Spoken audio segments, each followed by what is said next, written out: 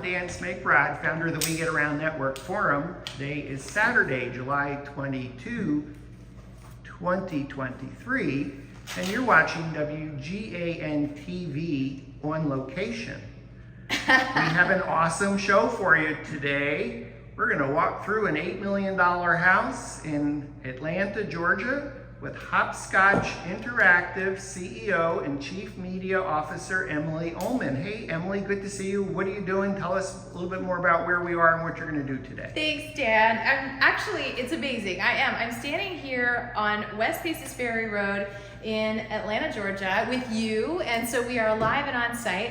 And it turns out that my work has brought me to Atlanta this weekend, and that there is a 13,000 square foot, $8 million under construction home that I have been in discussions with the developer about. And so we decided that we would come in and basically do some consulting on this property and look at what we could tackle it with in terms of media to see what can you do if you apply sort of critical thinking about the state of the property, who your potential buyer is going to be, what state of completion are they interested in purchasing the home in, does it need to be finished, or can we use media to tell the story?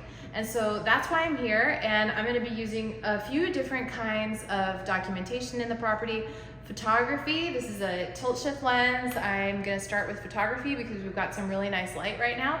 And then I'm going to switch to Matterport, and we're going to use the Matterport Pro 3 to create a virtual tour from which we can do many, many things.